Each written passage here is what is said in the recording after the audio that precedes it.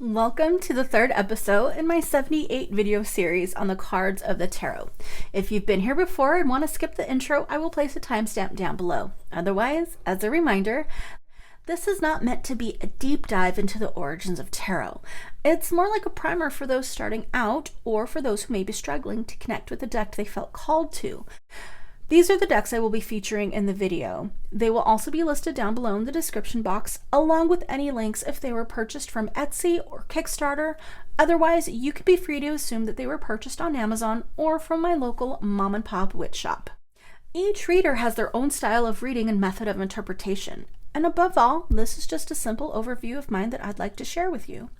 Using the 12 decks I currently own, we will go through each card of the major and minor arcana, looking at the differences between the decks, and talking about how both artist rendition and reader interpretation of the card can alter the meaning. I will also be sharing a few of my personal interpretations along the way. I will not be talking about the meanings for reversals, i.e. the card jumps out or is pulled out upside down for this series. However, I have provided in the description box below a link to biddytarot.com, who offers an excellent breakdown of why you should and shouldn't read reversals. Check it out. Arm yourselves with knowledge. Just for funsies, I've thrown in a bonus card from the Spirit Halloween Store novelty deck because I feel that novelty decks have value in a reading.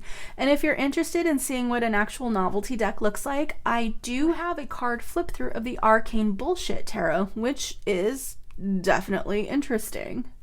Consider this your warning for sexually explicit material and occasional foul or coarse language. I currently use two not safe for work decks. They are the Tarot of Sexual Magic and Eros Tarot. Tarot of Sexual Magic, a tarot staple, I consider softcore, like lingerie and romanticized pictures of lovemaking. Eros Tarot, however, I definitely consider hardcore. As you can see by the warning on the box, it contains nudity and graphic sexual imagery. While this series is intended as a basic overview of tarot, which in and of itself is not sexual in nature, these two decks very much are. In fact, I only use them for love and sex readings, nothing else. If you are uncomfortable with sexually explicit nudity and graphic images of sexual acts, then perhaps this series is not for you. This series is most definitely not geared nor meant for those under 18. Which brings us to today's card, the High Priestess. Starting with the traditional image of the Rider-Waite-Smith deck, we see the High Priestess. She is often described as the feminine counterpart to the Magician. She is holding the Scroll of Wisdom, which is the Torah, and she is flanked by two columns, one white and one black, with the letters B for Boaz and J for, I would pronounce it Hakim.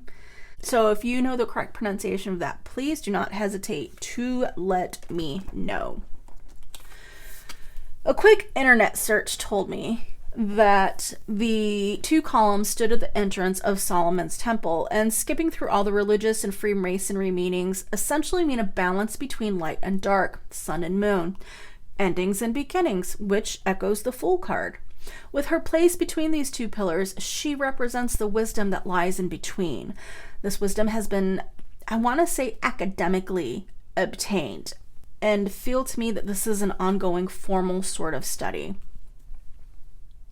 In the Everyday Witch Tarot, we drop the Torah and it's replaced with the accoutrement of her divination.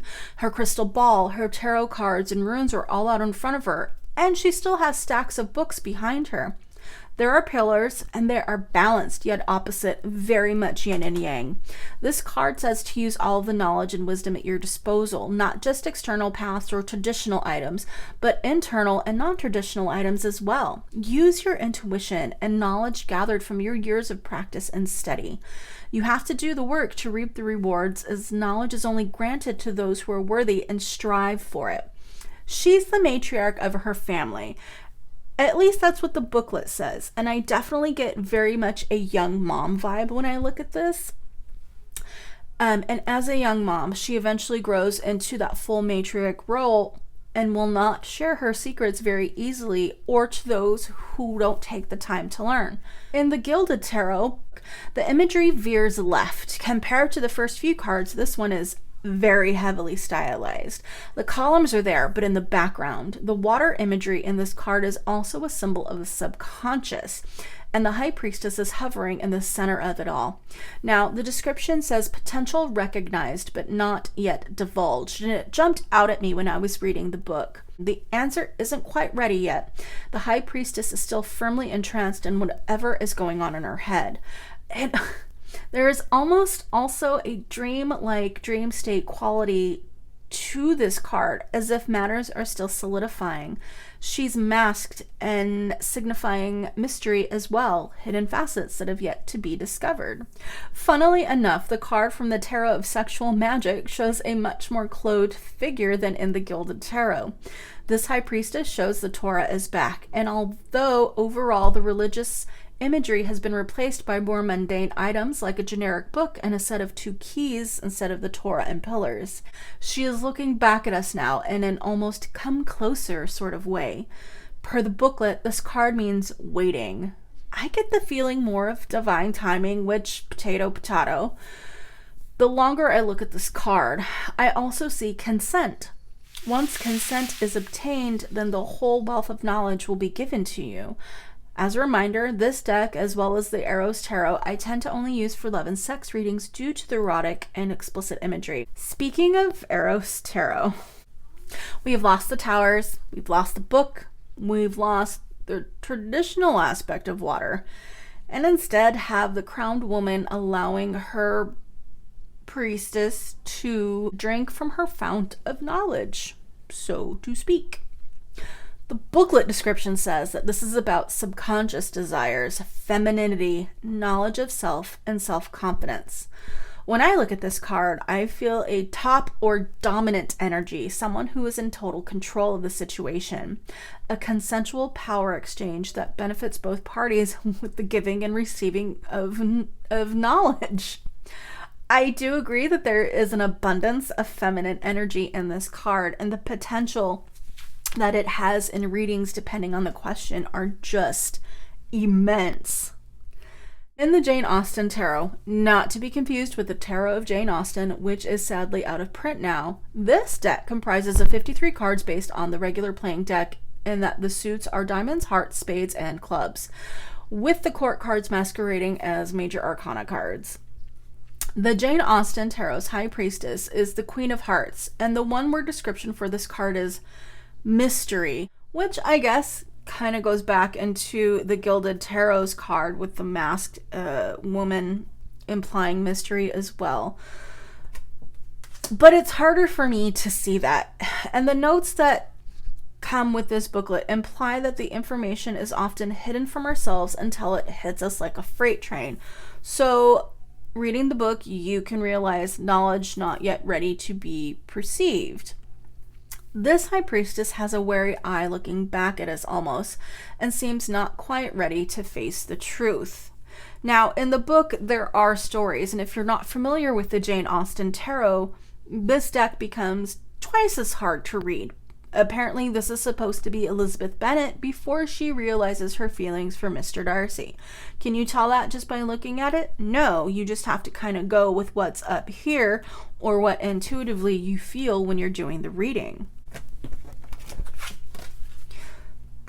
The Lover's Path Tarot once again remixes the card, and instead of the High Priestess, we have Wisdom. It cuts straight to the heart of the card. Again, no towers and no water, but the book is there. We have, and I apologize in advance for the mispronunciation of these names, Shahryar and Scheherazade. She's the one who captured and managed to keep her ass alive by basically being the world's greatest storyteller in 1001 Nights. The keywords listed for this card are knowledge, education, enlightenment. Obviously, if a woman can get out of being executed by telling some really fucking awesome stories, then she is smart AF. In relation to the previous cards in this video, this is more of a wisdom obtained through education. To me, this also represents a scrappy sort of independence. She did not wait to be saved. She used her own knowledge and gifts to save herself. The Crow Tarot. I love how the Crow Tarot tells us that the High Priestess takes the spark created by the magician and transforms that idea in reality, because I can't see shit. I don't see that looking at this card. The book tells me that this card is about intuition, divine guidance, spirit guides, and magic. A closer inspection shows us that all 4 elements are represented: the cup, the sword, the wand, and the pentacle. The crow is perched on the moon, which is often a symbol for intuition, and she is looking right at us. She is fully present, and she's not going to let you ignore her. She is here with the wisdom you seek, and buddy, is she going to give it to you.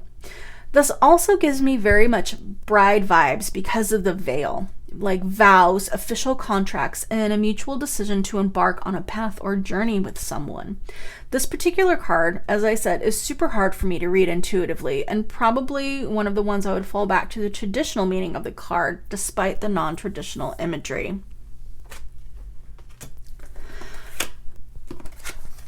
Last but not least, we have the High Priestess from the Urban Tarot. This booklet tells us that she creates magic through intuition rather than will, which is the opposite of the mage.